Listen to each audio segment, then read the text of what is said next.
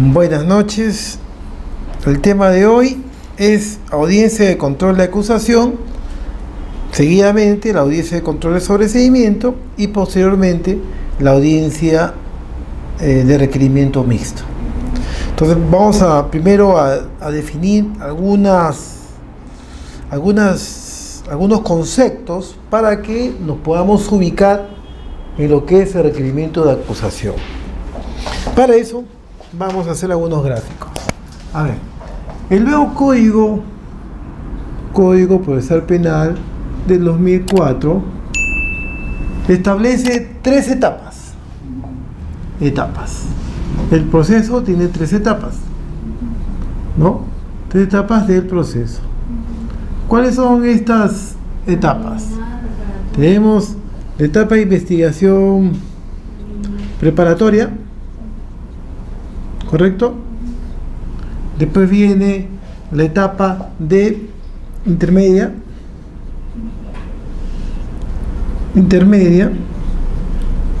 y por último la etapa del juzgamiento.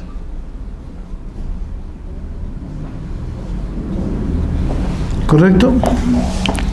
Este es el esquema de las etapas del proceso según el Código Procesal Penal del 2004. Si queremos hacer una comparación con el Código de Procedimientos Penales de 1940, bueno, lo vamos a hacer para que ustedes vean la diferencia. Código de Procedimientos Penales de 1940. Acá, ¿qué había? Habían 2 etapas. Etapas del proceso. Había una primera etapa, que era la etapa de la instrucción o investigación, y la etapa del juicio oral. ¿Correcto?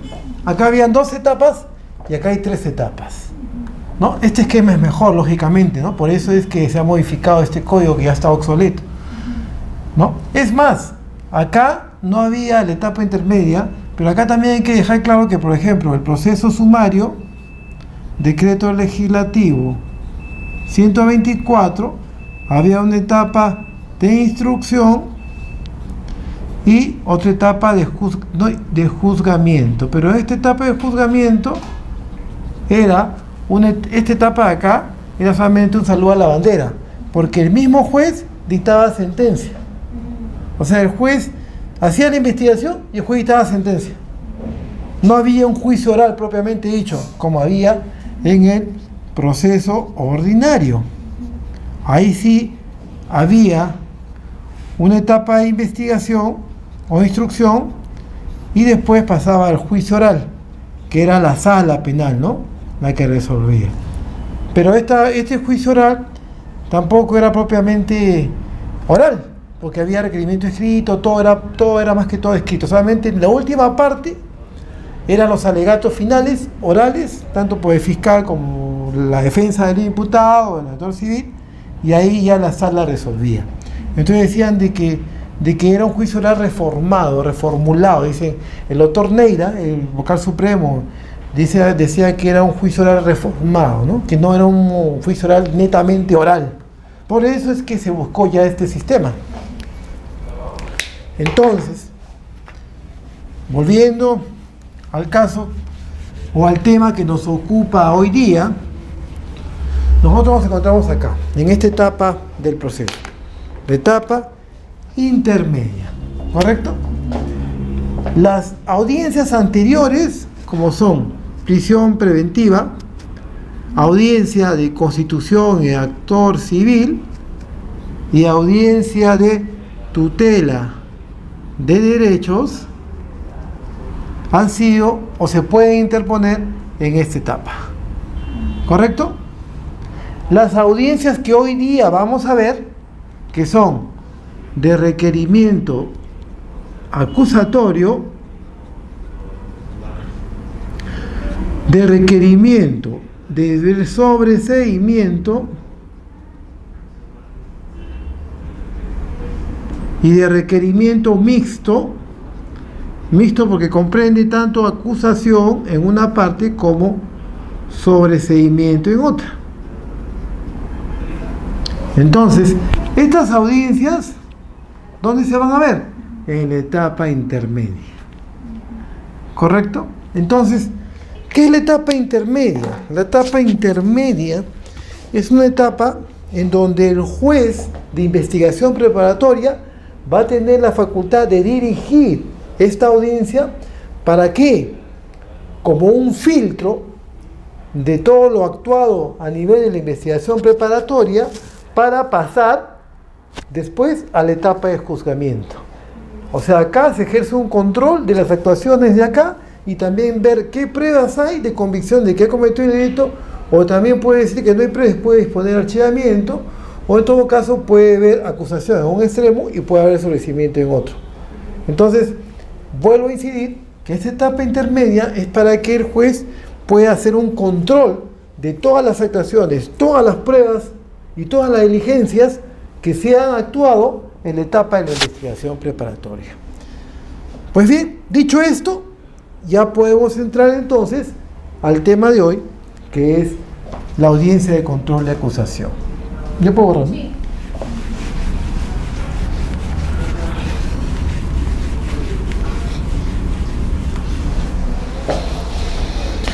Bien, entonces la audiencia de control de acusación. Una vez concluida la investigación preparatoria, entonces el juez remite, ¿no? Comunica, ¿cómo se llama? Una vez el fiscal comunica al juez que ha culminado la etapa de la investigación preparatoria para que el juez se pronuncie. Entonces, después de ello, el fiscal tiene 15 días para poder formular su requerimiento. El requerimiento puede ser de acusación, o puede ser de sobreseimiento, o puede ser mixto. Entonces, vamos con el requerimiento mixto. Perdón, con el requerimiento de acusación o acusatorio. Hola, ¿cómo está? ¿Qué tal? El fiscal formula por escrito, un requerimiento de acusación. Ahora, hay que señalar que los legisladores, cuando estuvieron revisando las modificatorias al Código Penal, al Código Procesal Penal, vieron positivo dejar el esquema anterior, que era la requisitoria escrita, ¿no? Para después ser sustentada en la parte de, de la etapa intermedia del proceso penal según el nuevo código. Porque acuérdense que en el anterior código, en el 1940, efectivamente el fiscal también formulaba una acusación sustancial o formal, pero era escrita, ¿no? Pero ahí no se sustentaba, o sea, se sustentaba siempre y cuando era un juicio oral, cuando hacía su requisitoria oral, pero si era un proceso sumario no lo sustentaba, solamente quedaba en el expediente. Entonces los legisladores dijimos, vamos a dejar este lado acá de la acusación, esta forma de la acusación que sea escrita. Y después ya, en la etapa intermedia, el juez citará una audiencia y ahí ya el fiscal va a sustentar esa acusación escrita, ¿no? Con una serie de requisitos, y también opera el contradictorio, y el abogado de la defensa también va a poder tratar de revertir los argumentos del fiscal en esa audiencia. Entonces eso más quería aclararles, de que es esta parte de acá del requerimiento acusatorio en forma escrita, se ha tomado del código anterior. Entonces, ¿cuál es el esquema de la acusación escrita? El fiscal hace un documento donde formula su requerimiento acusatorio, así lo sumilla, requerimiento acusatorio, y lo presenta o va dirigido al juez de investigación preparatoria, ¿correcto? ¿Qué pone en ese escrito? Pone el nombre y datos de la persona acusada. ¿Por qué es importante eso? Porque acuérdense que hay delincuentes que se paran cambiando de DNI, de edad, de apellidos, de nombres.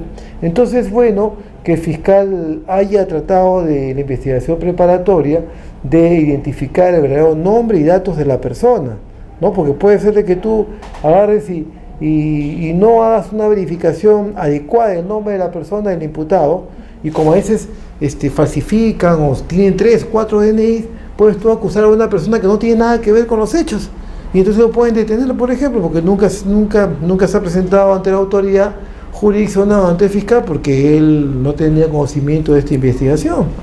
Entonces es bueno que el fiscal haya verificado los nombres y datos de la persona acusada. Después, en el escrito, que yo lo voy a dejar hoy día, le voy a dejar un requerimiento acusatorio, ¿no? Y acusatorio, un requerimiento de medio sobreseimiento y un requerimiento mixto como material de lectura para que después se lo hagan llegar, ¿ya? Para que ustedes vean cómo se formula.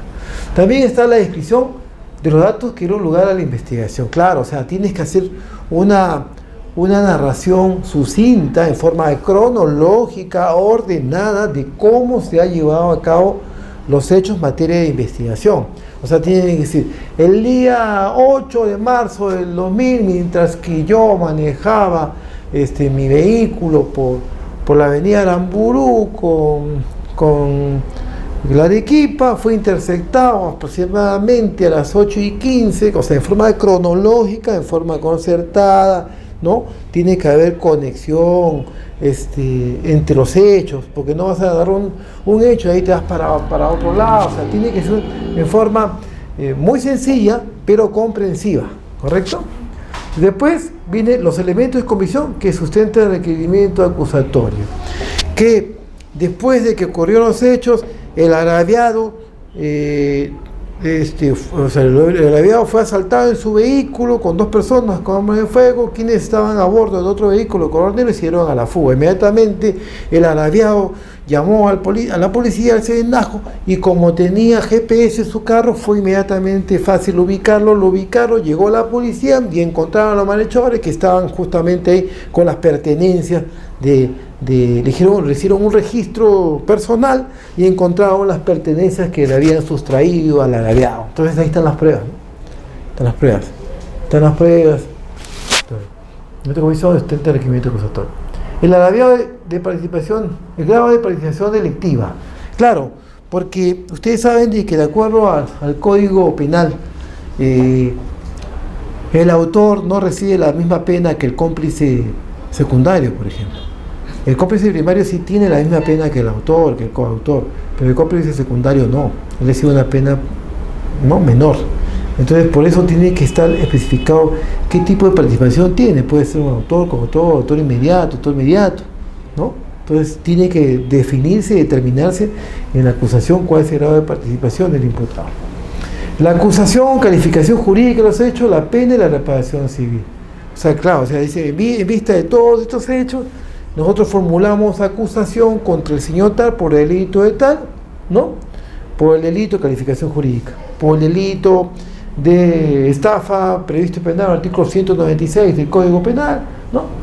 En consecuencia, solicitamos la pena de 4 años, pena privativa de libertad, más una reparación civil de 5.000 soles, por ejemplo. O sea, eso tiene que ponerlo, ¿correcto? Eso tienes que ponerlo. O sea, tienes que poner ahí. Formula acusación al fulano tal por el delito tal, ¿no? Por el delito tal. Acá está la calificación jurídica. Por el delito tal. O sea, tienes que poner el tipo penal también. Y pides la pena de tanto de acuerdo al mínimo y al máximo de la pena, ¿no? Porque tampoco vas a pedir una pena que no está contemplada en el tipo penal, ¿no? Por ejemplo, ¿qué pasa si es un delito donde el tipo penal, o sea, el Código Penal tiene un catálogo de delitos, o sea, cada artículo tiene un delito penal, un delito, ¿no? Está el presupuesto de hecho ahí. Y ese presupuesto de hecho tiene un mínimo y un máximo. Pero ¿qué pasa? Hay algunos casos en donde el tipo penal no tiene mínimo. O sea, dice, por ejemplo, se va a poner no mayor de 6 años, ¿no? Bueno, pero entonces, ¿qué pena como mínima le puedes poner? Entonces, en ese caso tienes que remitir a la parte general del Código Penal que establece que el mínimo es 2 días de pena privativa de libertad, ¿no? Al máximo, ¿cuántos años? Entonces, ahí te remites ahí, ¿no? Para ver cómo se llama el mínimo. Entonces, en base a eso, tú agarras y le pones la pena. O sea, solicitas la pena, porque el que va a poner la pena es el juez. La relación de los medios de prueba que se propone para el juicio oral. Claro, o sea, tú tienes que agarrar, y como es una etapa previa de filtro para la etapa del juzgamiento, ahí vas a tener que decirle, bueno, yo propongo como medio de prueba de convicción la declaración del testigo tal, la pericia, ¿cómo se llama?, sobre el documento tal, ¿no? El acta de registro personal, el acta de registro domiciliario, ¿no? Como prueba del acta donde consta el armamento que se le encontró, que si se trata de un delito de robo, ¿no? De robo agravado, por ejemplo. Entonces, todos esos medios probatorios tienes que poner también en una relación, ¿no? Pero también, no simplemente, por ejemplo, si yo agarro y ofrezco a un testigo, digo, yo quiero que declare el señor tal. Tienes que poner el nombre, la ocupación y el domicilio del señor tal. Y el que entonces el fiscal tiene que encargarse de buscar al señor, ¿no? Para que el señor vaya a declarar. No es como antes. Antes simplemente tú señalabas y si iba bien, se utilizaban los procedimientos, pero acá tú tienes que preocuparte. El fiscal se preocupa como acusador que el señor vaya, lo notifica, el señor tiene que ir a declarar todo. Pero también tienes que poner, por ejemplo, yo quiero que declare el señor Juan Pérez, ¿no? Con domicilio tal sitio y de profesión médico. Pero tú tienes que decir también para qué va a declarar y sobre qué va a declarar. O sea, tú dices, yo quiero que declare con respecto a este tema de acá, quiero que me especifique, por ejemplo, un delito de violación, quiero que me especifique cuántas lesiones tiene el himen de la señorita, por ejemplo, se me ocurre, ¿no? O por ejemplo, un delito de lesiones. Yo quiero que declare el señor como médico, que me precise cuántas lesiones presenta el señor en su cuerpo, ¿no?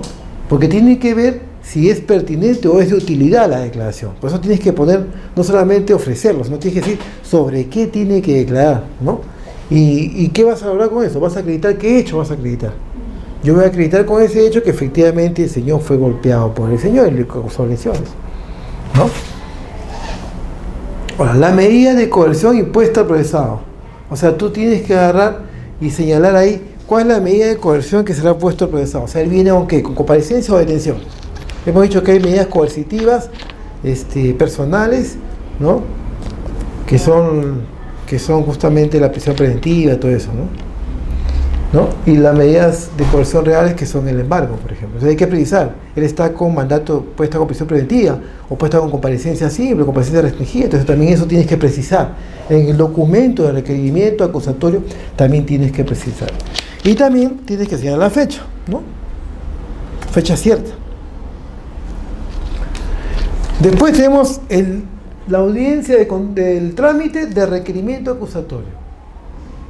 Entonces, ¿cuál es el trámite? Ya hemos visto anteriormente, en la diapositiva anterior, hemos visto cuáles son las características del documento que contiene el requerimiento acusatorio. Ahora vamos a ver cuál es el trámite de este requerimiento acusatorio que formula el juez, que formula el fiscal. El fiscal hace su requerimiento ante el juez de investigación preparatoria. El juez de investigación preparatoria pone en conocimiento de las partes el requerimiento acusatorio por el plazo de 10 días. O sea, coge el documento, le saca copia y se lo reparte entre los sujetos procesales. Entonces, ¿las partes qué pueden hacer? Las partes pueden observar la acusación, pero ¿por cuál? Por efectos formales. O sea, por ejemplo, se me ocurre, no está bien el nombre del imputado, el nombre del agraviado, ¿no? O por ejemplo, los hechos. Ocurrieron, por ejemplo, en el distrito de San Martín y pone que los hechos han ocurrido en el distrito de La Molina, por ejemplo. Entonces son defectos formales. Entonces, observa para que sea devuelto al fiscal y el fiscal pueda subsanar esas observaciones, ¿correcto? Puede deducir en secciones y otros medios de defensa. ¿Esto quién lo hace? La parte de la defensa del imputado, pues. Él va a decir, no, que yo, muchas veces ellos pretenden atacar la acción penal con una excepción de naturaleza de acción, ¿no? Porque ellos dicen de que el hecho denunciado no constituye delito y por lo tanto no debe ser procesado, ¿no?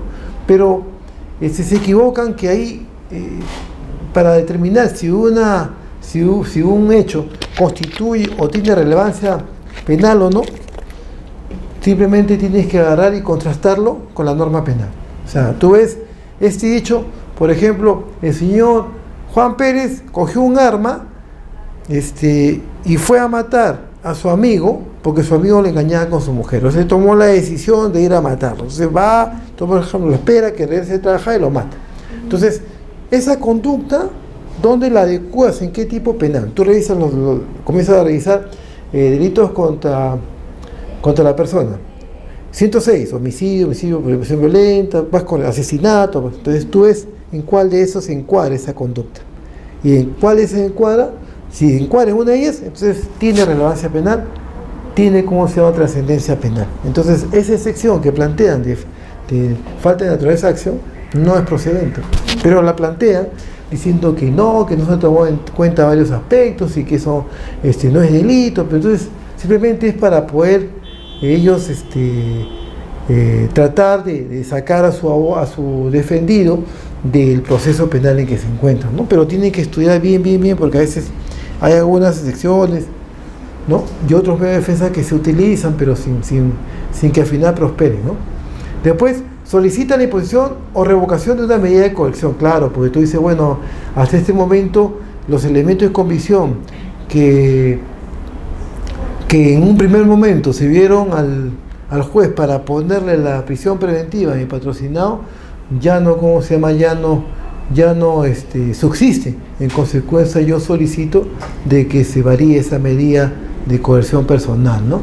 Por ejemplo, el caso típico de eso puede ser el caso de ¿cómo se llama la chica de Corazón Serrano? Anita, ¿no? Evita Guerrero. Porque ahí decían de que el médico que tenía lesiones acá, ¿se acuerda que tenía? Y después dijeron que no, que ya no tenía problemas, que no había tenido las fracturas acá. Entonces los elementos que sirvieron para que en un momento a su esposo lo metan preso, después desaparecieron.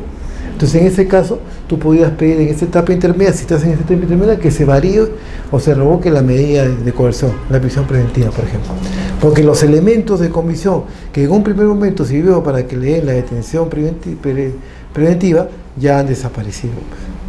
Después, solicitar la actuación de prueba anticipada. Es un tema que ya lo vamos a ver en la próxima clase, por eso ahí no me voy a detener. Solicitar el sobreseimiento, claro, o sea, el abogado de la defensa va a decir: señor juez, yo vengo acá a rebatir los argumentos del fiscal.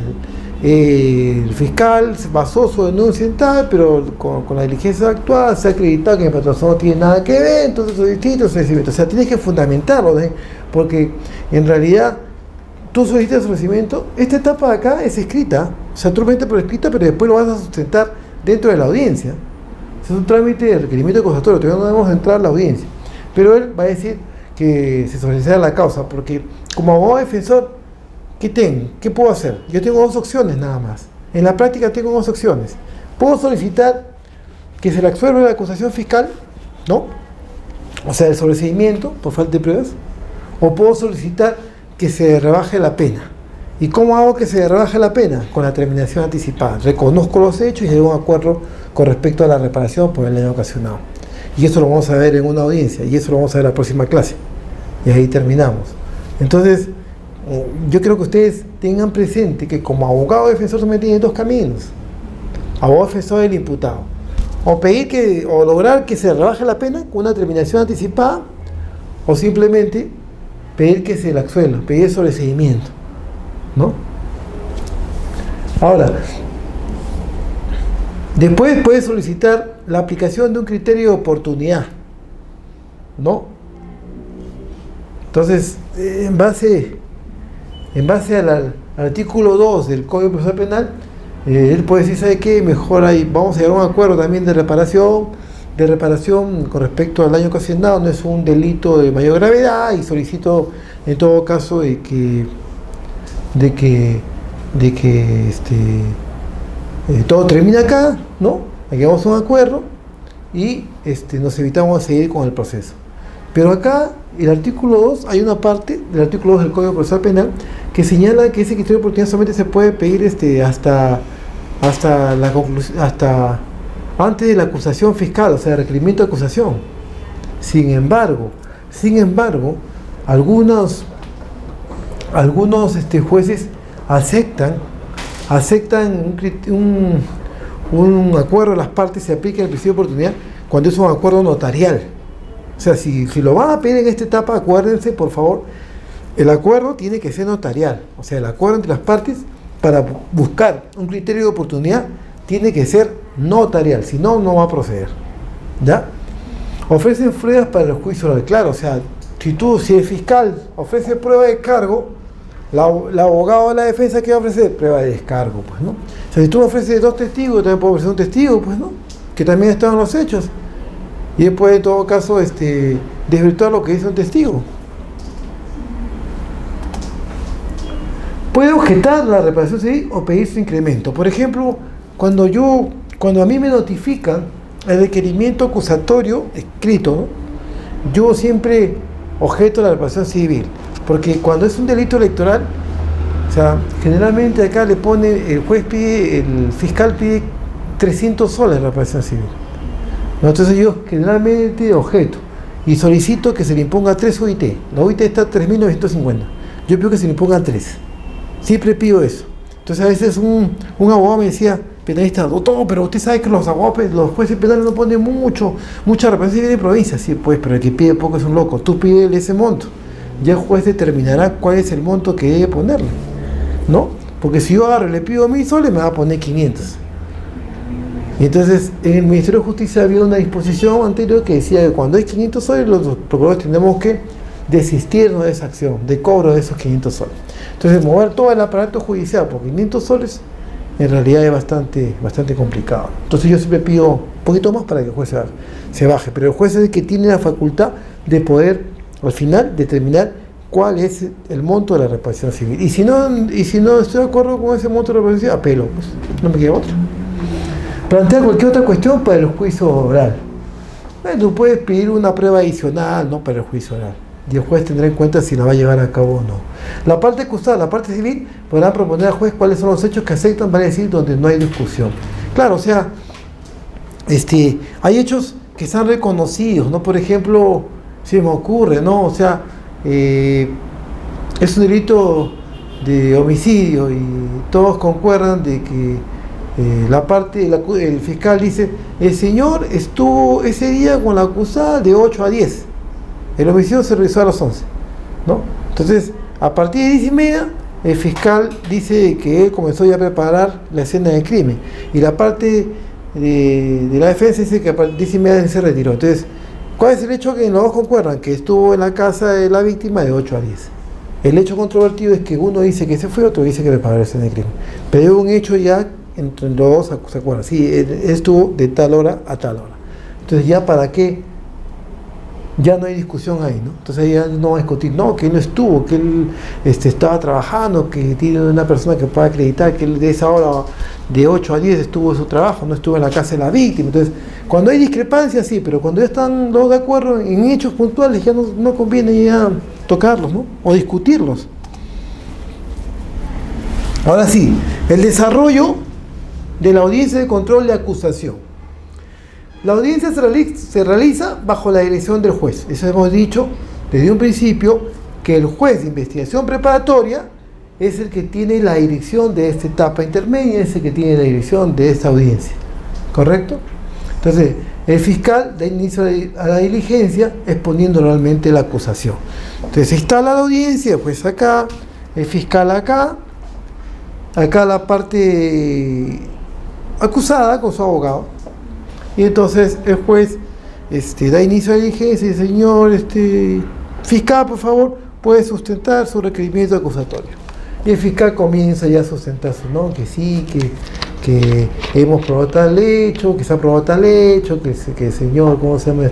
Ha cometido el delito de tal. Entonces comienza ya a desarrollar todo su requerimiento de acusación escrito, tiene que desarrollarlo, pero es oral, ¿ah? O sea, no es que tú vayas y te pongas a leer, ¿no? O sea, que estés leyendo, bueno, yo pienso, o sea, olvídate, pues. Es oral, o sea, la evidencia es oral. O sea, la característica de las audiencias es la oralidad, la publicidad y el contradictorio. Por eso es oral, porque si no, mejor regresamos al Código de 1940. Yo me acuerdo cuando una vez hice un informe en la sala con el antiguo código y el juez estaba que leía, el abogado de la defensa estaba que leía.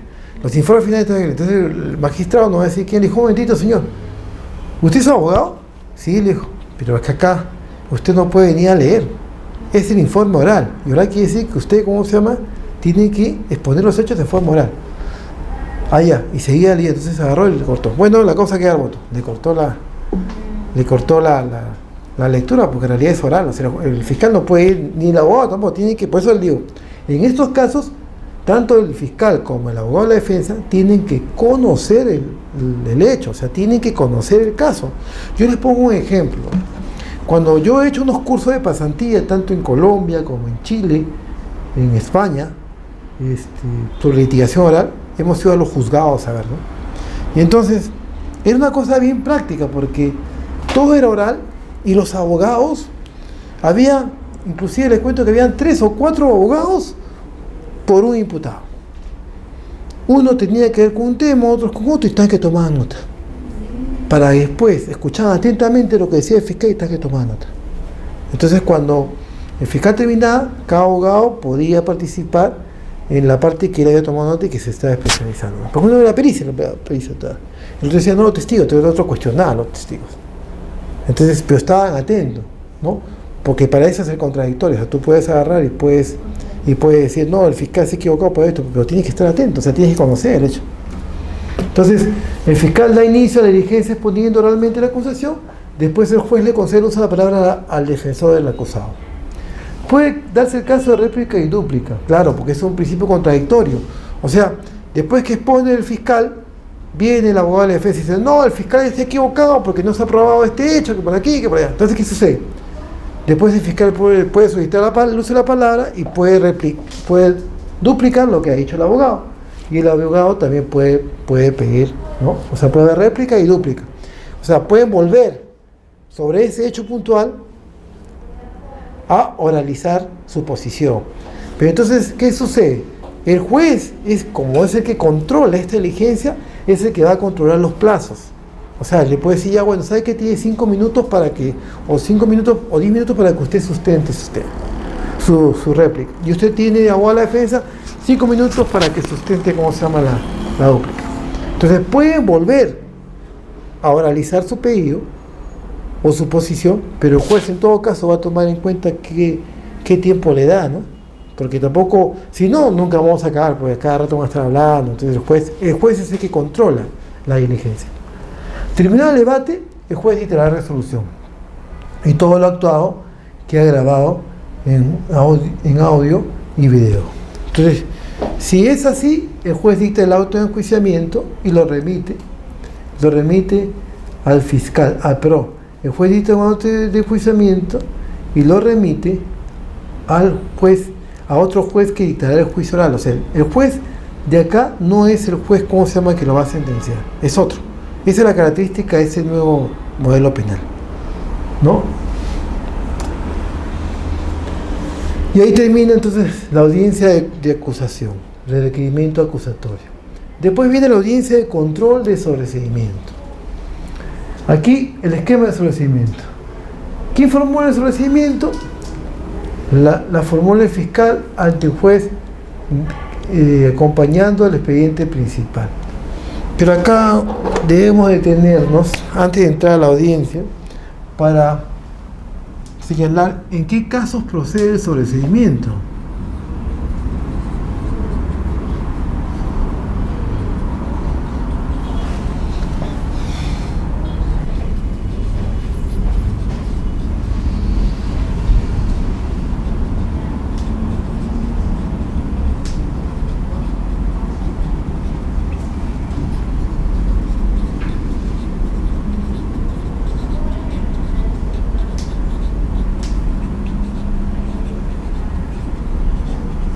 Ya. ¿En qué caso procede el sobreseimiento? El sobreseimiento, que es el archivo de los actuados del proceso por falta de pruebas, en otras palabras, procede cuando el hecho investigado no se realizó. O sea que después de haber realizado una investigación preparatoria, se advierte que el hecho que dice que se ha cometido no se cometió, ¿no? Es el caso que yo les conté, ¿se acuerdan? De que, por ejemplo, eran 2 choferes, un joven y un señor de edad, que estuvieron haciendo carreras y al final se bajaron los dos. el joven salió del carro y fue iracundo a pegarle al señor de edad. El señor de edad bajó, que era un taxista, bajó, y también se agarraron, se trenzaron, y entonces como el señor era mayor que él, le pegó, y el joven agarró una piedra y le tiró en la cabeza, agarró su carro, como sangró, agarró su carro, se asustó y se fue. El señor denunció que había habido un robo agravado. El señor dijo, o puso la denuncia, diciendo que el joven lo había cerrado, había bajado y con un revólver le había puesto en la nuca y le había robado sus cosas. Entonces, ese hecho que él denunció, que es robo agravado, porque ha ejercido violencia contra la persona, la diferencia sustancial entre el hurto y el robo, ustedes saben que el robo es cuando ejerces violencia contra las personas y el hurto cuando ejerce violencia contra las cosas. Entonces, el señor denunció un hurto agravado, ¿correcto? Pero al final se ha determinado que ese hecho que se investigó no se realizó. O sea, porque al final solamente había visto una gresca, o sea, no había hurto agravado. En ese caso procede que el sobreseimiento. No se ha verificado la responsabilidad del imputado. Por ejemplo, tú denuncias un delito de fraude en la administración de personas jurídicas porque había dos accionistas de una empresa que cometieron una estafa, pues, o sea, agarraron el dinero, ¿no? Pero se advierte la investigación preparatoria que el hecho ocurrió, por ejemplo, en marzo del 2000, ¿correcto? Pero en enero del 2000, los señores Juan Pérez, ¿no?, y Tito González, que habían sido los denunciados, ya habían vendido sus acciones.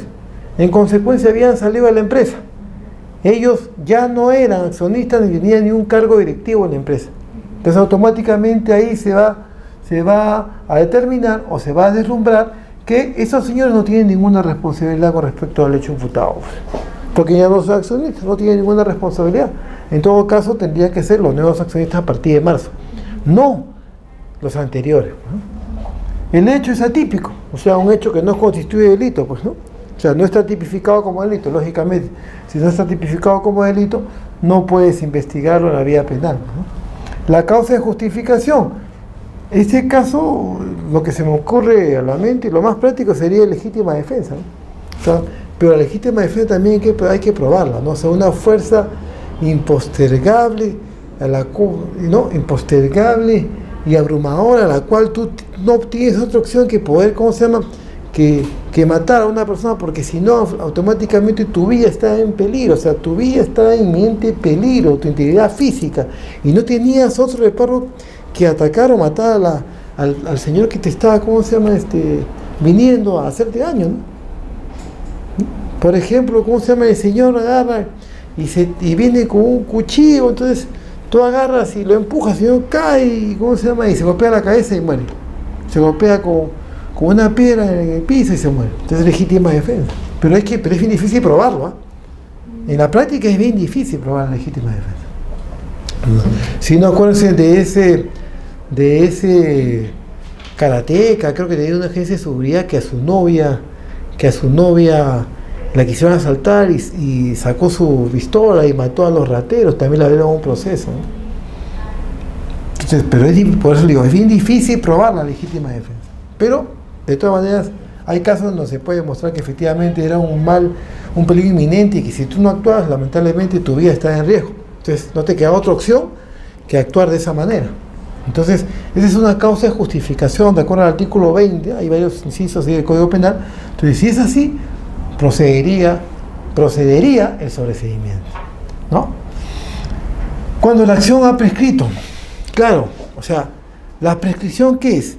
La prescripción es el transcurso del tiempo que impide la imposición de una denuncia o de una condena. Entonces la ley el Estado te da a ti un plazo para que tú denuncies un hecho, ¿no? Para que esa persona que cometió ese delito sea investigada y sea juzgada y sea condenada. Pero ¿qué pasa si pasa un tiempo prudencial? Automáticamente, por más que tú presentes la denuncia, automáticamente no va a prosperar porque ya pasó el tiempo que te daban para que justamente tú lo denuncies, lo juzgues y lo condenes. O sea, acá ya tenemos que hablar de la prescripción. Ustedes saben que hay prescripción ordinaria y prescripción extraordinaria. La prescripción ordinaria es el máximo de la pena en el delito que se está investigando, ¿no?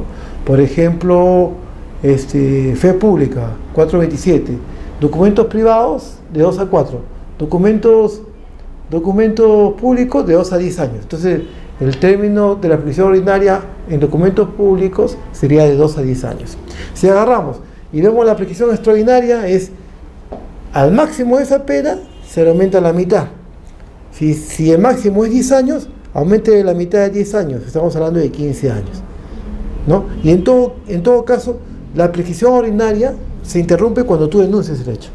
Entonces, cuando ya esté en proceso, ahí tendrías que aplicar la prescripción extraordinaria, ¿no? Pero si no denuncias, operaría la prescripción ordinaria, ¿ya? Entonces, ahí ya tendría que jugar, el fiscal tendría que ver, o el juez tendría que revisar si efectivamente el hecho ya está prescrito. Por ejemplo, yo les pongo un ejemplo claro.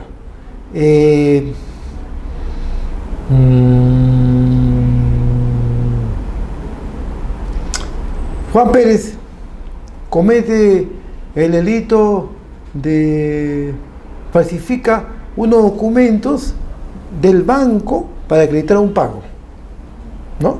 Y lo presenta al Seguro Social, por ejemplo, para acreditar el pago de una planilla de seguro, de unos trabajadores de una empresa. Entonces, como son documentos privados, prescribe que a los 4 años ordinaria y sería a los 6 años extraordinaria, porque fue pública, es de 2 a 4 años, más la mitad de 4 son 2, o sea, los 6 años prescribe. Y ese delito lo comete en el 98.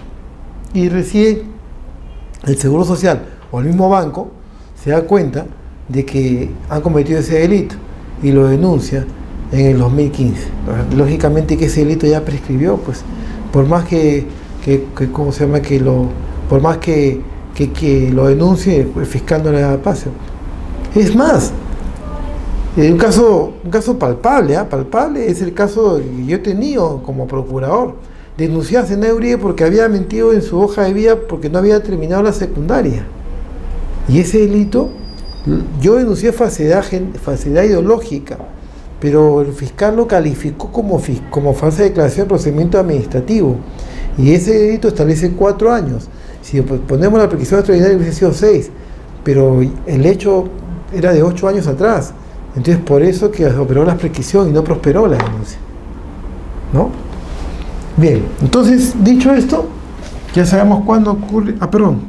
Y cuando no puedes presentar otras pruebas, ¿no? O sea, ya hay otras pruebas que vas a presentar, ya no hay más pruebas a actuarse, ya se actuaron todas las que están relacionadas con ese hecho. Entonces, como no puedes presentar otras pruebas, no puedes modificar el resultado de las actuaciones en la investigación preparatoria. Y el resultado es claro, no hay responsabilidad o no se ha cometido el delito. O por ejemplo, no hay, una vez, yo me acuerdo que Santos Chichizola me dijo, mira, se ha denunciado un aborto, ¿correcto? Ya. Tenemos a la señora que ya está sangrando, ¿ya? Era un aborto no consentido, ¿no? Pero nunca se encontró al feto. O sea, nunca se encontró al feto, al producto de ese aborto, ¿no? Entonces, decía, ¿cómo vamos a condenar a alguien? O sea, ¿cómo vamos a condenar a un médico si no tenemos la prueba fundamental? Tenía razón, pues, el maestro Santos Chichizola, que en paz descanse. Bueno, ya. Entonces, ahora sí, dicho esto, vamos a la audiencia de control de sobreseimiento. El esquema del sobreseimiento. El sobreseimiento lo formula ¿quién? Lo formula el juez de investigación preparatoria acompañando el expediente principal. El juez le corre traslado a las partes por el plazo de 10 días para que formulen oposición si es que lo creen conveniente. ¿Correcto? Vencido dicho plazo, el juez dentro de los 3 días siguientes expedirá resolución citando a las partes a la audiencia, a quienes se escuchará y se procederá al debate. Generalmente cuando a mí me notifican, yo formulo oposición, porque no estoy de acuerdo, pues debe actuarse otra diligencia, no se actuó otras diligencias, y en consecuencia por eso es que el fiscal ha formulado un recurso de sobreseimiento, ¿no?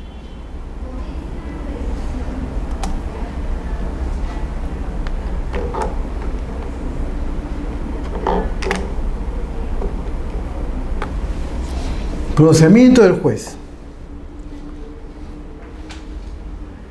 Si considera fundado el requerimiento fiscal, dictará el auto de sobreseimiento.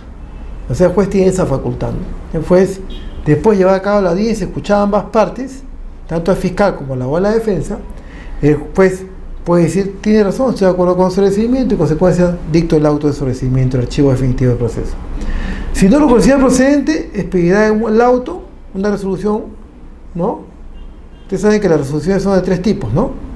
Decretos, autos y sentencias, ¿no? Entonces pide el auto, elevando los autos al fiscal superior para que rectifique o ratifique la solicitud del fiscal provincial. O sea, el juez dice, no, yo no estoy de acuerdo, para mí debe haber acusación. ¿Qué hago? Ya, se lo remite a su superior y el fiscal superior decidirá. Si el fiscal superior me dice a mí, si yo estoy de acuerdo con mi fiscal provincial de inferior jerarquía, entonces yo dicto el auto de sobreseimiento. Pero si el fiscal dice no, yo no estoy de acuerdo, tiene que formular la acusación. Le ordenas al fiscal inferior para que él formule la acusación. Si el fiscal superior se pronuncia en el plazo de 10 días, una vez que eleva el expediente en consulta. Si el fiscal superior ratifica la solicitud del fiscal provincial, el juez no le queda otra que dictar el auto de sobreseimiento, porque el superior jerárquico está de acuerdo con el inferior jerárquico, que es el fiscal provincial. Entonces el juez lo único que le queda es dictar el auto de sobreseimiento. Si el fiscal superior no está de acuerdo con el requerimiento del fiscal provincial, ordenará que otro fiscal formule acusación, ¿no? Pero ojo, que no es el mismo fiscal, si se da cuenta. O sea, dice, no, este fiscal para mí está equivocado, entonces yo lo voy a dar el expediente a otro fiscal para que otro fiscal formule acusación. Y es mejor, porque el fiscal que ya había emitido un pronunciamiento tendría que variar su criterio. ¿Y cuál va a ser los argumentos para variar su criterio? Claro, le está ordenando el superior, pero es un poco tirar los cabellos y hay una incomodidad también ahí, ¿no? El juez podrá ordenar la realización de una investigación suplementaria indicando el plazo de diligencias en caso de que declare fundada la oposición al sobreseimiento. Claro, es que cuando viene el dictamen de sobreseimiento, el requerimiento de sobreseimiento, la Procuraduría, por ejemplo, en este caso formula oposición. Dice, no, señor delito electoral, no se ha actuado esta diligencia, no se ha llamado, por ejemplo, a las personas que tuvieron presencia, a los miembros de mesa, ¿no? Porque hubo una suplantación de un votante. Y no se ha podido determinar cómo se llama el cura de suplantación, pero no han llamado a los testigos, que son justamente los miembros de mesa, quienes recibieron el documento. Entonces, acá yo no me formulo oposición al sobreseimiento porque no se ha actuado toda la diligencia que permitiría darle comisión al juez que efectivamente había un delito de suplantación de votante, ¿no? Entonces, el juez, si declara fundada mi oposición al sobreseimiento, ordena una investigación suplementaria para que se practique las diligencias que yo señalé en mi oposición, ¿no? Y después el juez resuelve, ¿no? O sea, declara la oposición y después de eso ya nuevamente viene al control del sobreseimiento. Pero una vez que resuelve esta oposición, ya no puede nuevamente formular oposición, ¿ah? O sea, si después de esto se actúa la diligencia, el fiscal nuevamente hace un requerimiento de sobreseimiento, yo no voy a formular nuevamente oposición, ya no, pues, ¿no? El auto de sobreseimiento. El auto debe expresar los datos personales del imputado, la exposición del hecho de la investigación preparatoria, los fundamentos de hecho y de derecho, la parte resolutiva con la indicación directa de los efectos del requerimiento. Contra el auto de sobreseimiento procede recurso de apelación. Generalmente, las resoluciones de sobreseimiento las dictan en el mismo acto de la audiencia o después de 48 horas, pero generalmente es en el mismo acto de la audiencia. Yo, en todos los casos que tengo, el juez ha dictado el auto de sobreseimiento en el mismo acto de la audiencia. Ahora, existen 2 clases de sobreseimiento, el total y el parcial. Eso tienen que tenerlo claro.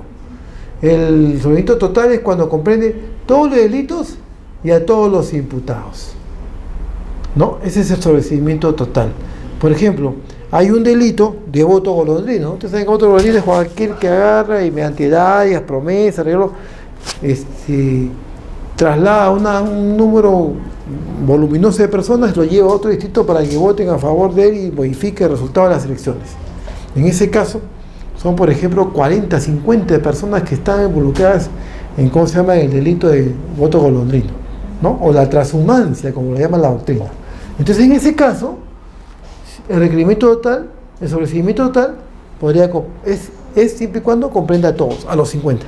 Ahí estamos hablando de un sobreseimiento total. Pero ¿qué sucede cuando hay un sobreseimiento parcial? En ese caso, solo se suscribe un delito y algún imputado. O sea, acá, por ejemplo, estamos hablando de un concurso real o de delitos. Hay varios delitos, ¿correcto? Entonces, el juez solamente dicta sobreseimiento sobre un delito y sobre un imputado, dejando el proceso sigue contra los demás que no están involucrados en el sobreseimiento y que están comprendidos en la investigación preparatoria, ¿no? Esa es la diferencia entre el sobreseimiento total y el sobreseimiento parcial.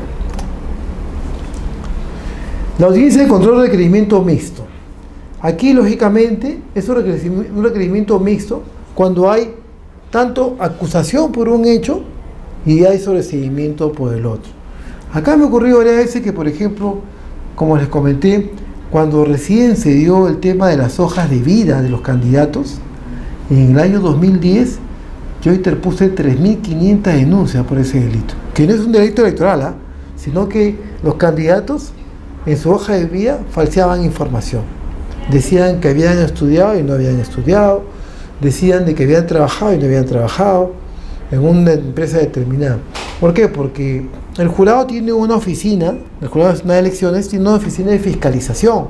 La oficina de fiscalización se encarga de verificar todos los datos de los candidatos, ya sea a la presidencia, a congresales o a lo municipal, en las elecciones municipales o regionales. Entonces ellos se encargan de cruzar información, revisan las hojas de vida como van mandando, ¿no?, al colegio. Por ejemplo, ¿qué hacían antes? Mandaban a la Asamblea Nacional de Rectores, que ahora tiene otro nombre, ¿no? Superintendencia Nacional de Educación Superior, nacional. Entonces, mandaban toda la información y salía, no tiene título, no está registrado, ¿no? O mandaban a un instituto, dice que estoy acá, no he estudiado. Entonces yo interpuse 3.500 denuncias, pero como en las primeras denuncias yo había denunciado falsa declaración de procedimiento administrativo, algunos jueces decían, no, pero este no es un procedimiento administrativo, por lo tanto la conducta es atípica. Entonces yo denuncié, después de eso, después de las 100 denuncias, las siguientes fueron 2 denuncias. O sea, fueron 2 delitos, un concurso real de delitos. Denuncié falsedad genérica y denuncié falsa declaración de procedimiento administrativo. 438 y 411 del Código Penal. Entonces, ahí el fiscal, generalmente ya ahora, porque esos juicios han durado, formuló un requerimiento mixto. En cuanto al delito de falsa declaración en procedimiento administrativo, sí formuló acusación. Y en cuanto al delito de falsedad genérica, 438 del Código Penal, sí formuló un requerimiento de sobreseimiento. Dice que la conducta se adecuaba más a lo que era falsa declaración en procedimiento administrativo que a falsedad genérica. Entonces ahí tenía requerimiento mixto, ¿no? Y es por eso de que cuando se da requerimiento mixto, entonces, ¿qué hace el juez? El juez, en primer término, va a resolver primero el requerimiento de sobreseimiento. No puede resolver la acusación, pues. Tiene que resolver primero el que se va a acusar. Y yo también tengo la facultad de apelar a ella. Tengo la facultad de apelar en el sobreseimiento porque si no estoy de acuerdo apelo, ¿no? Pero si hay que evaluar si conviene o no apelar, ¿no?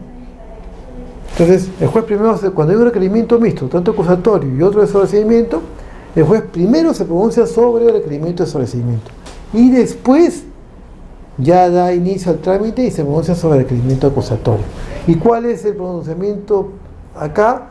Primero tiene que seguir con todo el trámite que ya hemos explicado, ¿no? Le concede el uso, hay una audiencia, le concede el uso al fiscal, después le concede el uso al abogado de la defensa, ¿no?, para que fundamente su oposición y después ya dicta el auto de sobreseimiento, ¿no?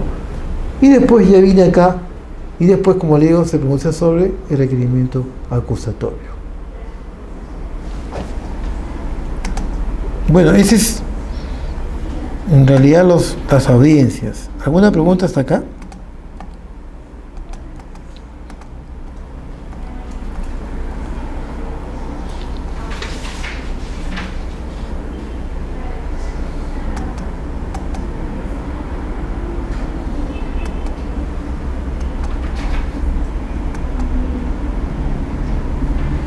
¿Tiene alguna duda?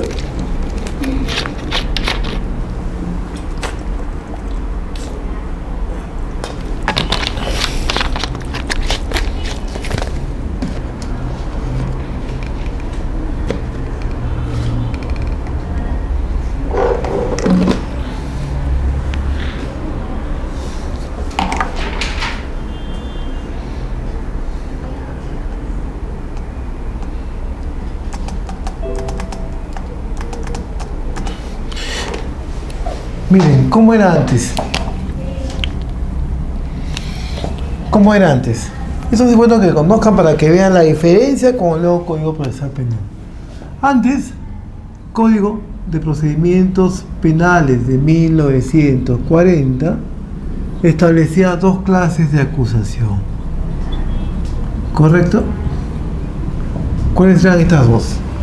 La primera era sustancial. Y la segunda era formal.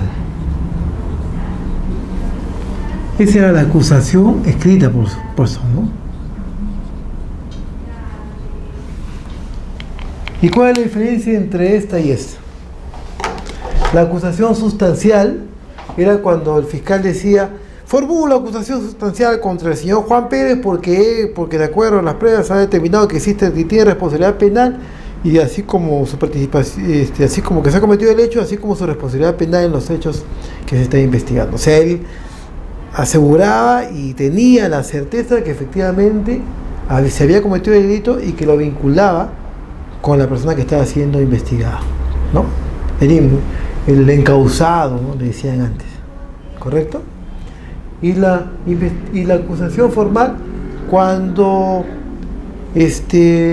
podía advertirse que habría, ¿no?, una responsabilidad del encausado, y en todo caso sería necesario que en la audiencia del juicio se lleve a cabo la diligencia pertinente para determinar su responsabilidad o no.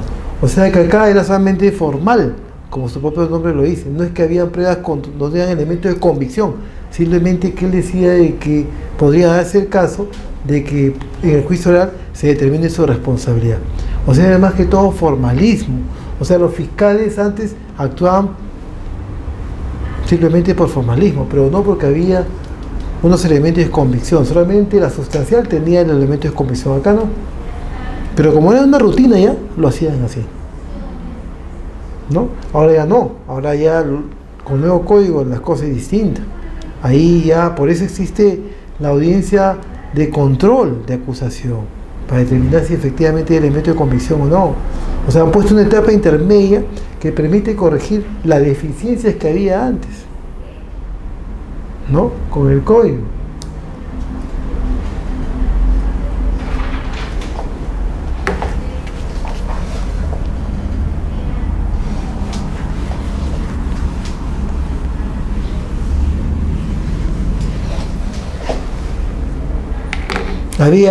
¿Qué tipo de requerimientos habían antes? Requerimientos.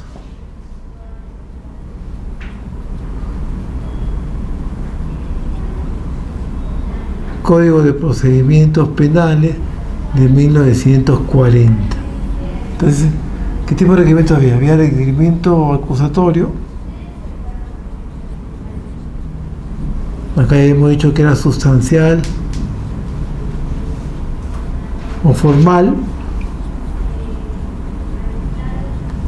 Acá había el dictamen de sobreseimiento, archivamiento por falta de pruebas, y acá había el dictamen, de ampliatorio.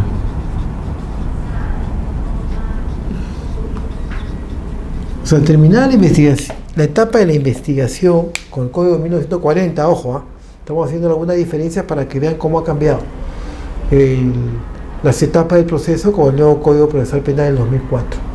Terminada la investigación, la etapa de instrucción, o también llamada etapa de la investigación, el juez, ¿qué hacía? Agarraba el expediente y se lo mandaba al fiscal, para que el fiscal se pronuncie de acuerdo a sus atribuciones.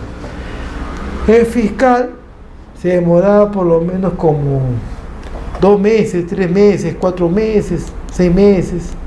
Dormía el sueño de los justos, el expediente ahí. No, acuérdense que un juzgado tiene como 6.700 expedientes para que se pronuncie.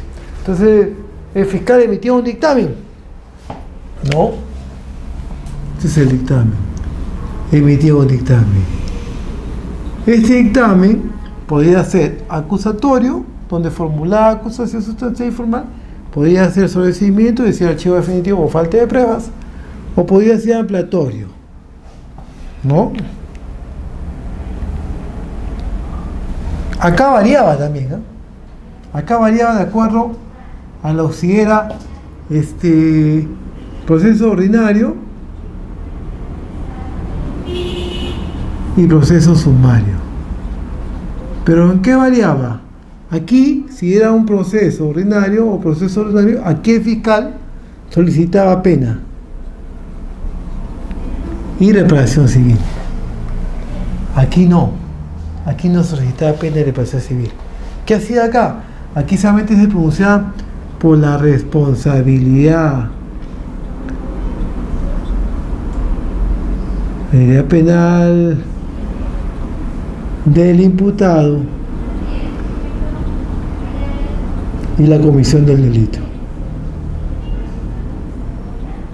¿Por qué? Porque esto automáticamente subía a la sala, pues. Esto subía a la sala penal. ¿Y la sala penal qué hacía? La sala penal, o sea, con esos informes finales del fiscal, con esos informes finales, decía, está acreditada la responsabilidad penal del libre, así como su participación al hecho denunciado. Y entonces ese informe final subía a la sala. El expediente subía a la sala con esos informes finales. La sala penal lo pasaba al fiscal superior. El fiscal superior recién formulaba acusación ahí.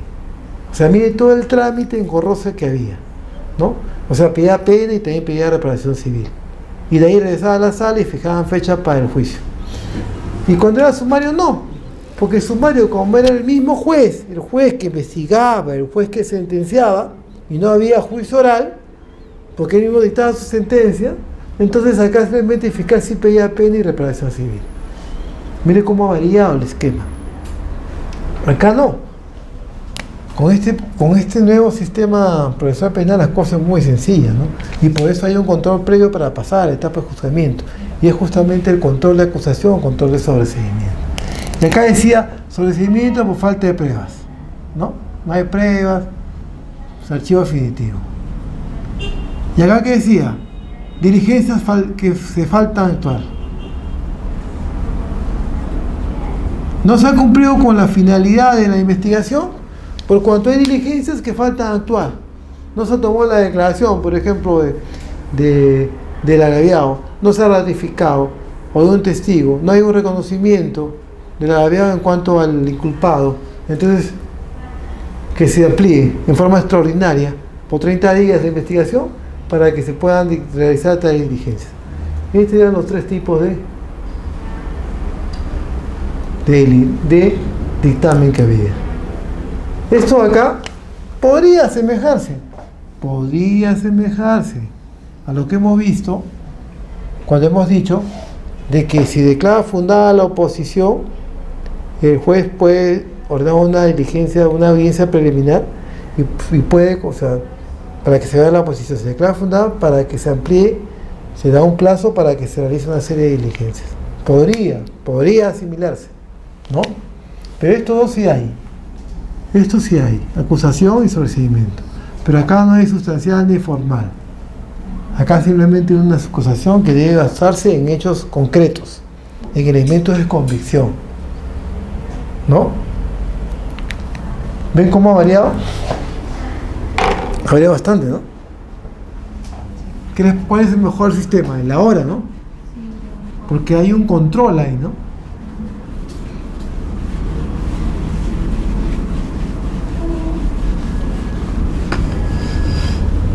Y eso que el juicio oral se modificó en el Código de 1940, porque ahora también tenías que tú presentar testigos en juicio oral, pero ahí también tenías que decir sobre qué iban a declarar y qué pretendías probar con su declaración, qué hecho pretendías probar. Pero ahora ya no, ahora con el nuevo código procesal penal la cosa es más sencilla, como todo es oral, ¿no?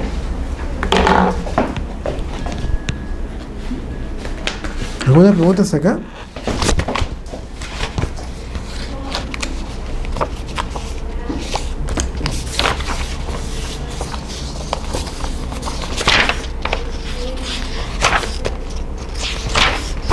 Mira, acá tengo un requerimiento de acusación, ¿correcto? Yo le dije, está los datos del imputado que hemos visto, ¿no? La descripción de hechos atribuidos al acusado, circunstancias, precedentes, concomitantes y posteriores. Hechos que se le imputa al acusado en forma cronológica. Acá está. Que mediante resolución tal, circunstancias precedentes, ¿no? En orden cronológica, ¿no? Elementos de convicción que fundamenta el requerimiento acusatorio. Copias, o sea, los medios probatorios. Copia certificada de documentos, copia certificada de la resolución tal, copia certificada de la notificación, copia certificada de la resolución tal, copia certificada de la resolución tal, declaración testimonial tal, ¿no? Oficio tal, declaración de Juan tal, copia del cuaderno de cargo de mesa de partes, copia del cuaderno de mesa de partes, alcaldía, memorando. ¿Qué delito es este? Este es un delito de desobediencia a la existencia de la autoridad. O sea, el jurado ordena que el consejo vea en 30 días la solicitud de vacancia de un alcalde y no lo hace, dilata. Entonces, en ese caso yo denuncio delito de violencia a la existencia de la autoridad, porque hay un mandato de la autoridad pertinente que ellos no cumplen.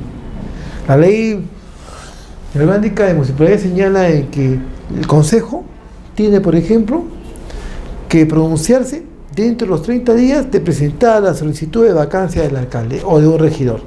Entonces, ¿qué hacen? Como generalmente el alcalde tiene mayoría de consejeros, ponen de acuerdo y plantean una cuestión previa que no ha notificado bien, que está de viaje, pide licencia y dilatan. O sea, los 30 días no se cumplen. O sea, dicen dentro de los 30 días, puede ser en 10, 20 o hasta 30 días. Entonces ellos tratan de dilatar lo más que se puede para que no lo vaquen, porque de repente la causal está acreditada, ¿no? Nepotismo, qué sé yo, ¿no? O contravención ilegal. Entonces, como no cumple con el mandato del jurado, yo lo denuncio, pues, por delito de violencia a la existencia de la autoridad. Entonces, generalmente en estos casos se pide el acta de mesa de parte, notificación de la resolución del jurado, no lo requiere, ¿no? También se pone lo que es atenuantes, los agravantes.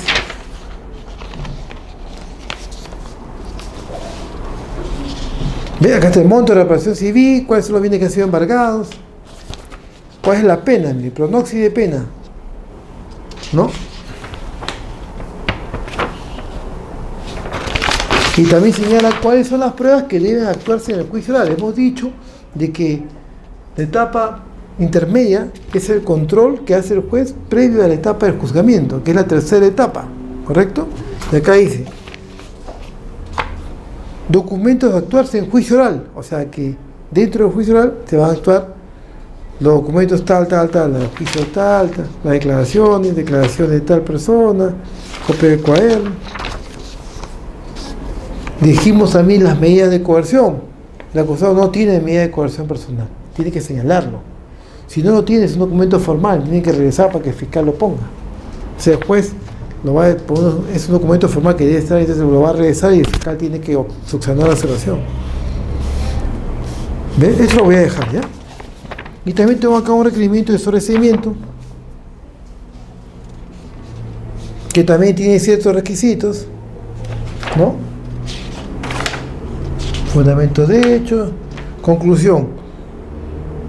El sobreseimiento de caso seguido contra tal, por atentado con delito de derecho de sufragio, administración de pruebas en elección.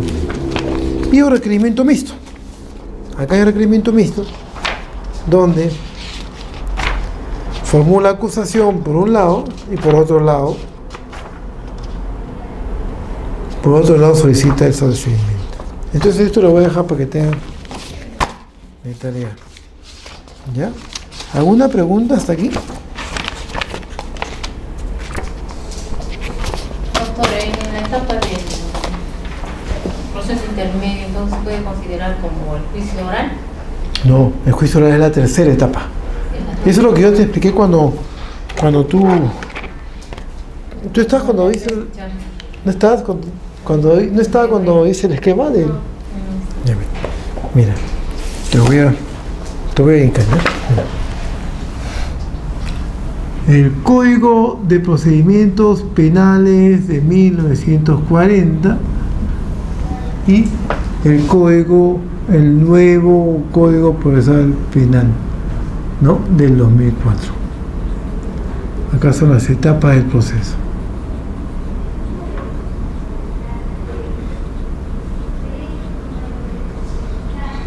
Y acá, etapas del proceso.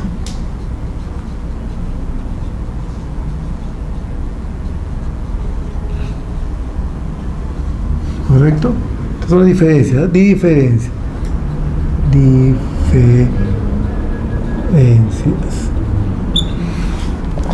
Acá hay dos etapas nada más.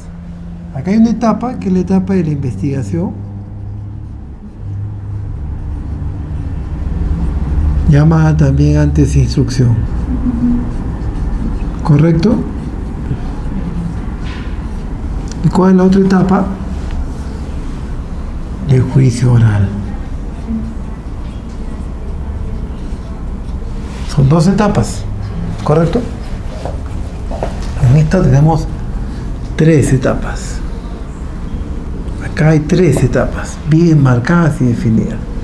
Primero, la etapa de la investigación preparatoria.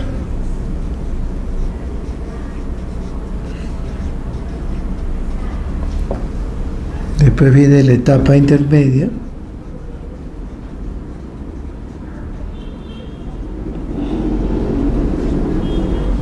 Y acá viene la etapa de juzgamiento, o llamada también juicio oral.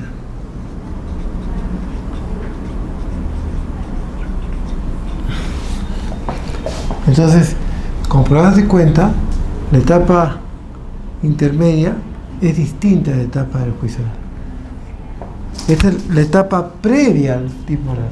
Acá el juez hace el control de qué va a ir o no al juzgamiento. Ahí es que él define si efectivamente va a haber etapa de juzgamiento o no, porque puede evitar el sobreseimiento.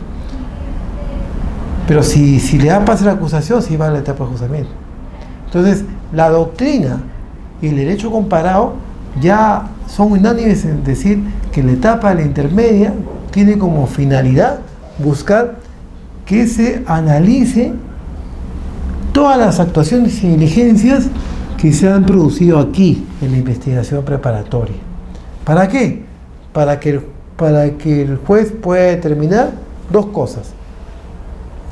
¿Cómo se llama? Si hay elementos de convicción del delito y que vinculen al imputado con ese delito, en consecuencia pasa a la otra etapa, que es la etapa de juzgamiento. O también puede verificar que no hay elementos de convicción y puede disponer el sobreseimiento, o sea, el archivo. Entonces, esta etapa de acá viene a ser un filtro del juicio oral. Esa es la gran diferencia que existe con el Código de 1940. ¿Correcto? Entonces, no podemos hablar de juzgamiento de la etapa de juzgamiento con la etapa de intermedia, porque son 2 cosas muy distintas, ¿no? ¿Sí te quedó claro? Sí, doctor. Acá no había etapa intermedia. Acá no había etapa intermedia. Si era, como te digo, si era sumario, si era proceso sumario, el juez sentencia. O sea, el juez de investigación sentencia. Toda esta etapa intermedia ahí. Seminario de investigación, el juez sentenciaba. Y si era proceso ordinario,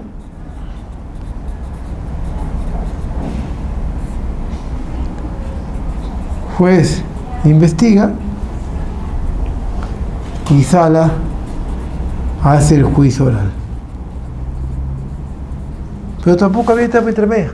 O sea, ahí no había quien calificara los requerimientos o recibimientos, no, porque como vuelvo a decir, terminada la etapa de la investigación, ¿no? La etapa de la investigación, el juez lo mandaba al fiscal. El fiscal emitió un informe final que decía que había responsabilidad o no, ¿no?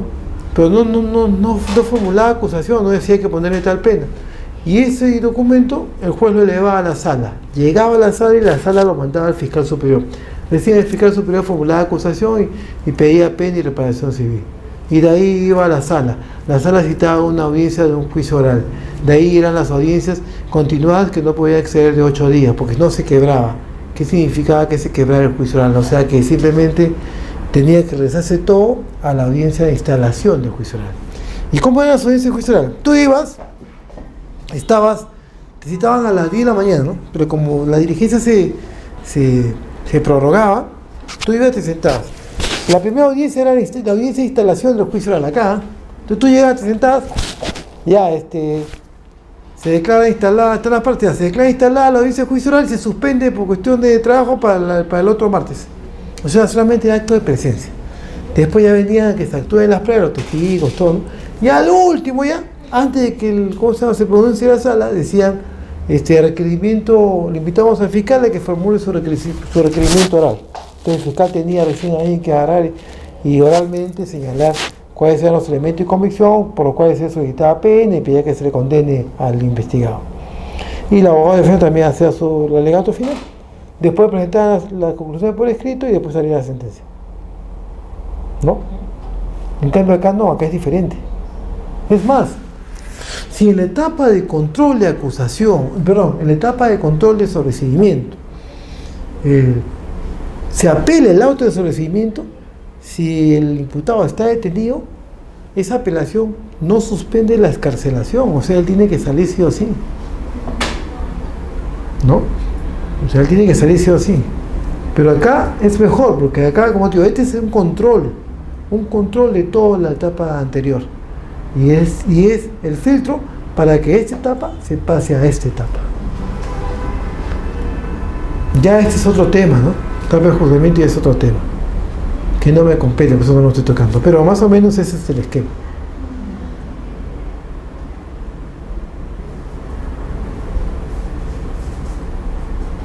Ahora,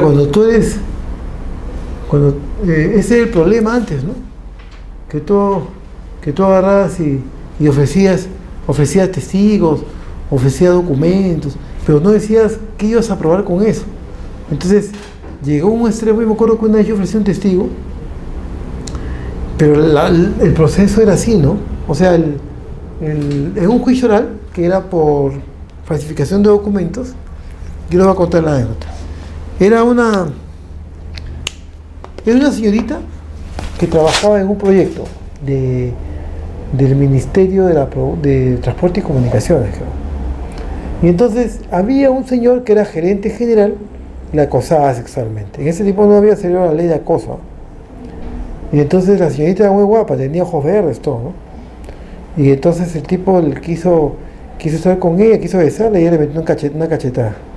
Entonces el tipo le cogió cólera y comenzó a hacer la vida imposible.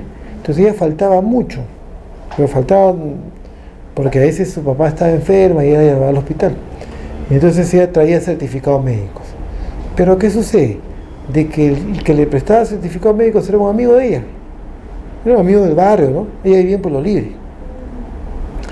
Y entonces, lógicamente, no había sido atendida, sino que él ponía, ¿no? El médico residente certifica que ha atendido a la señorita Juana Pérez, por ejemplo, ¿no? Que ha tenido tal enfermedad de la garganta, ¿no? Una amigdalitis, qué sé yo, y le da descanso. Entonces este tipo, como ya estaba ensañado con ella, porque ella le metió una cachetada, porque el tipo se quiso propasar, comenzó a enviar documentación a la clínica, porque el tipo era un médico de una clínica, no voy a decir el nombre de la clínica. Y la clínica responde que en sus historiales, en su registro, no aparece que han atendido a la señorita tal. Entonces el tipo dijo, allá. Y la chica había presentado un título de bachiller, ¿no? Y entonces ella agarró y el tipo agarra y puso información a la San Martín. Si la señorita tal tiene título de bachiller. Y la San Martín responde que ese título era falso, que ella no tenía el título de bachiller, que solamente había cursado hasta el 8º ciclo de enfermería, no sé qué cargo tenía. Entonces el tipo con esos argumentos formula la denuncia, porque ya la chica murió. Se había enseñado con la chica porque la chica no le había hecho caso. Bueno, llega la denuncia, la chica nunca iba a la licitación judicial, la policía judicial, esto, y llega a juicio oral, ¿no? Entonces yo agarré y tuve que defenderlo, me acuerdo, era abogado independiente, todavía no estaba en la Procuraduría, y yo ofrecí como testigo a una persona que justamente le había dicho en la universidad, porque ella dijo, mira, ¿sabes qué? Que yo quiero ganar un poco más, pero me están pidiendo el título, me falta. Mira, yo te puedo ayudar, ¿no? Hay una persona a mí también que me ha sacado un título. Entonces, era una persona que la había llevado donde estos fascinerosos, que a veces te gusta agenciarse económicamente a otras personas con documentos. Entonces dije, con eso yo descarto de que, porque mi tesis era que se rebaje la pena por debajo del mínimo legal, porque cuando tú, antes aplicaba la confesión sincera, o sea, en el Código de Procedimientos Penales, el artículo 136, si no me equivoco, el de acá, decía que si tú aplicas la confesión sincera, se te rebaja la pena por debajo del mínimo legal, inclusive. Entonces, como abogado, tú tenías dos opciones, o pedir la absolución de la acusación fiscal, o pedir que se rebaje la pena por debajo del mínimo legal. Pero como el delito estaba acreditado, porque estaba el cartón ahí, yo lo único que tenía que hacer era pedir la pena por debajo del mínimo aplicando ese artículo. Pero la confesión sincera tenía que ser a partir de la policía, o sea, no se aplicaba la confesión sincera si, por ejemplo, yo agarraba, estaba detenido por un delito y yo negaba, y después ya cuando estaba en la etapa de la instrucción decía sí he hecho, o cuando estaba en la etapa de instrucción también negaba, y cuando llega al juicio ya reconozco. Ahí no había confesión sincera, pues. La confesión sincera tenía que ser desde un principio, o sea, de la etapa policial. Como ella no había ido a la etapa policial y estaba con orden de captura ya en el juicio, yo la puse a derecho y se llevó a cabo el juicio. Y yo digo que y mi tesis era de que ella reconocía, estaba totalmente arrepentida, y que tenía la valentía de poder venir ante los magistrados y reconocer su error y su responsabilidad. Pero también yo decía, señor magistrado, pero mi cliente no es abogada, o sea, ella no conoce cuáles son los hechos que constituyen un delito. Entonces hay gente inescrupulosa, fascinerosa, que le gusta aprovecharse de otras personas. Y como ella tenía una necesidad de económica y quería ganar un poco más, él le ofreció y ella aceptó. Y ella lógicamente no sabía que eso estaba mal, pero ella sacando a la cara. Entonces yo pedí que se rebaje la pena por debajo del mínimo legal. Y entonces yo ofrecía ese testigo. Y entonces, como la norma de acá no decía, porque después fue modificada, en ese tiempo, se está hablando año, yo fui abogado en el 95, en el 96. Yo ofrecí como testigo para que él diga así, yo le dije que había una persona que había conseguido un documento y pues la llevé, o sea, lo cual corroboraba mi tesis, ¿correcto? Entonces, yo ofrezco como testigo y el juicio oral lo ofrecía, porque yo tenía que juntar el pliego, porque tú ofrecías un testigo en el juicio oral y tenías que juntar el pliego de preguntas para que diga. Entonces, acá no es así, tú agarras y lo haces todo oral, ¿correcto? Pero decir sobre qué va a declarar. Y entonces, el presidente de la sala, me acuerdo, dijo, estos abogados jóvenes presentan, porque el tipo nunca vino, y dijo, estos abogados jóvenes presentan pruebas sin merituar, si convienen o no convienen, si son pertinentes o no. Es que antes no había esto, pues, ¿no? De que tú tenías que decir sobre qué. Entonces yo agarré y me dije, presidente, discúlpeme, pero yo soy abogado joven, sí, pero no es que esta prueba no tenga relevancia, porque con eso voy a probar que efectivamente un señor la llevó, ¿no? Cuando mi cliente estaba desesperada porque tenía problemas económicos y quería ganar un poco más, la llevó y le dijo que era un señor que le podía conseguir un documento. Entonces no es que ella lo haya buscado. Entonces no es que yo presente una prueba por presentar. Bueno, pero cuando ha venido ya desestimamos no lograr la prueba. Bueno, nunca pierden los vocales. Pero entonces, como antes no había esto, ¿no? Ahora sí. Ahora sí es mejor. El sistema ahora es mucho mejor. Hay como que en el antiguo sistema es muy entreverado. Era más escrito, pues. Todo era escrito. Y era más reservado. Acá es público y oral. Acá es público. Acá es reservado, era reservado y era escrito. Todo era por escrito, todo. Ahora, acá los fiscales, me van a perdonar algunos fiscales de esa época, eran bastante escuadriculados. ¿Por qué? Porque, por ejemplo, en un delito de libramiento indebido, ustedes saben de que El libramiento indebido es cuando tú quieres un cheque sin fondos. Antes del Código Penal de 1992, si no me equivoco, el Código Penal de 1924 lo comprendía dentro de lo que era el delito de estafa. Con el Código Penal de 1991 ya sale ese delito con un nombre propio, con un nombre juris propio. Entonces ya pasa a ser el delito de libramiento indebido. No tiene fondos, ¿no? O, ¿cómo se llama? O la cuenta está cerrada. Entonces, ¿cuál era el requisito indispensable para que se cometa el delito? Simplemente que tenga el sello del banco no pagado por falta de fondos. O sea, con eso yo acreditaba que había un libramiento indebido. Entonces yo denunciaba, porque yo siempre veía penal, ¿no? Denunciaba ese delito y el fiscal decía, dirígese a la policía para una investigación preliminar. Entonces yo siempre discutía con los fiscales en esa época cuando era un independiente y decía, señor fiscal, pero yo no entiendo para qué usted, disculpe, yo respeto su decisión, pero yo no entiendo por qué usted ha dispuesto que vaya a la policía, porque si ya el delito está acreditado con el sello del banco, solamente tiene que formalizar la denuncia. O sea, no podemos ser mero mesa de partes y derivarlo a la policía. O sea, yo entiendo que usted quiere elemento de comisión, pero ahí está. O sea, por favor, señor fiscal. Me decía, no, pero es mi criterio, tiene que respetar, que tiene... Entonces, se tomaba la policía 60 días, regresaba y el fiscal recién formalizaba. Ya llevaba periodo 60 días. Y las personas que, ¿cómo se llama?, que habían cometido delito, a veces se escapaban, salían del país, ¿no? Entonces, es medio complicado, ¿no? Pero con esto ya es mejor, mucho mejor. El tema penal es muy interesante, ¿eh? El proceso penal ahora es mejor, como le digo, porque ahí está la publicidad, la oralidad y el contradictorio, que son características fundamentales.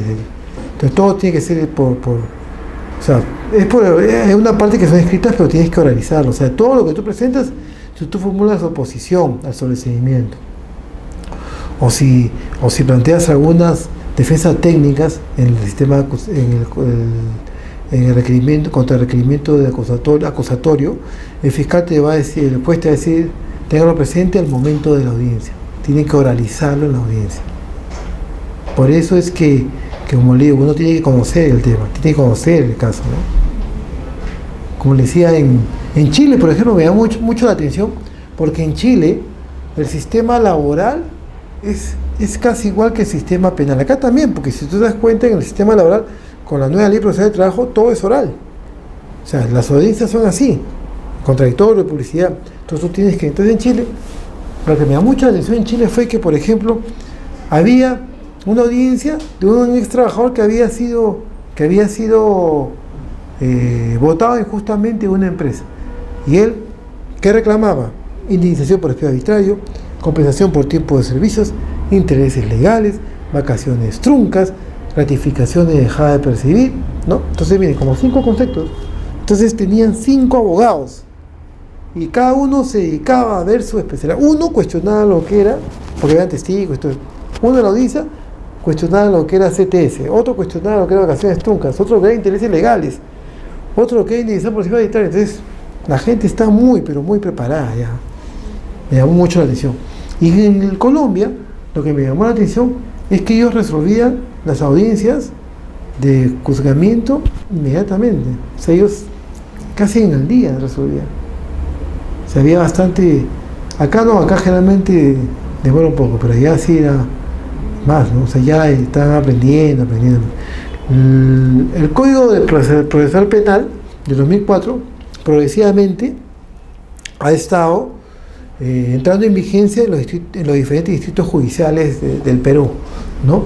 Supuestamente, de acuerdo a una disposición, en el 2016 debería entrar en vigencia en Lima, en este distrito judicial de Lima. Será para mayo, supongo yo, mayo, abril, pero ya solamente falta que acá entre en vigencia. Después en todo ya está implementado, ¿no? Acá en Lima solamente se aplica ese Código de Procesal Penal 2004 en cuanto a los delitos de corrupción de funcionarios, ¿no? Hay una fiscalía especializada que está en Moquegua con Lampa, perdón, en Miroquesada con Lampa. Esa es la Fiscalía Especializada en Delitos de Corrupción de Funcionarios. Y la Procuraduría que ve estos temas está en Miraflores, el 28 de julio. O sea, nosotros, cuando hay un tema de corrupción de funcionarios, Si es de cualquier entidad del Estado, ¿no? Porque generalmente tiene que ver con el sector público, con los funcionarios, porque son funcionarios públicos. No está hablando de personas privadas, sino de personas que pertenecen al Estado. Entonces, en esos casos, se aplica el nuevo Código Procesal Penal de 2004. Solamente en esos casos. En todos los delitos que están en el título de corrupción de funcionarios, peculado, corrupción, ¿correcto? Entonces, ¿qué pasa? Si una empresa del Estado, un organismo del Estado o un ministerio del Estado es agraviado con un delito de corrupción de funcionarios, peculado, por ejemplo, o concusión, por ejemplo, entonces el procurador de esa entidad del Estado formula la denuncia a la Fiscalía especializada en delito de corrupción de funcionarios. Una vez que formula la denuncia, ese procurador de esa entidad del Estado sale de ese escenario. ¿Y quién lo reemplaza? El procurador especializado en delito de corrupción de funcionarios, que ahorita es Joel Segura, ¿correcto? Y él tiene la obligación de seguir con el proceso por el principio de especialidad, ¿no? Ahora, Joel Segura no sé cuántos casos tendrá, pues tendrá más de 20.000. Porque el año pasado, cuando estaba Adviso, yo coordinaba con él porque tenía unos casos del jurado y tenía 15.000 casos. Ahorita no sé cuántos tendrá.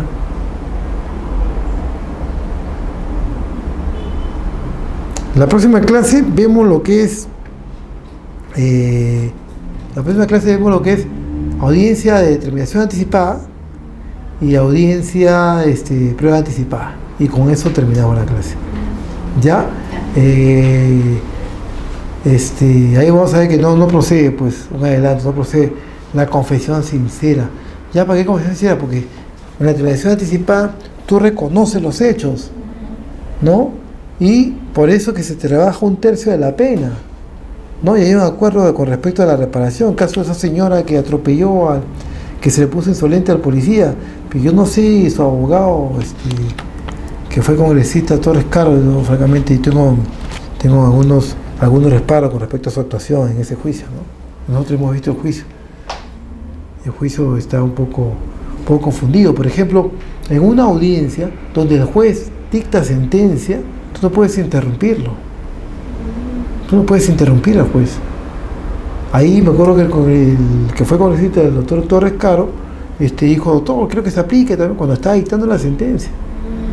Y él no podía tampoco. No podía interrumpirlo.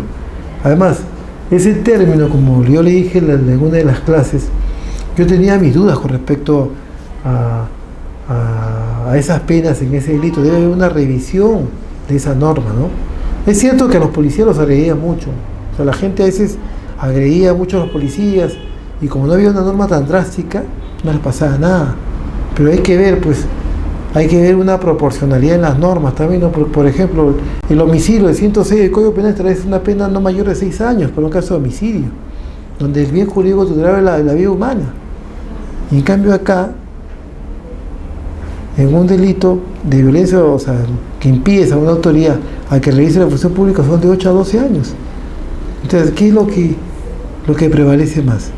Que tú impidas a un policía, bueno, puede salir, puede ser lesiones, ¿no? O sea, tú eres un policía y impides que ejerza su función, pero la vida, o sea, un delito donde se discute la vida humana, o sea, que una persona falleció, la pena es 6 años, y el otro delito donde se discute, ¿no?, que impides a una autoridad que ejerza su función pública, de cualquier manera, son de 8 a 12 años, o sea, es la diferencia abismal, ¿no? Bueno, ahí nos quedamos.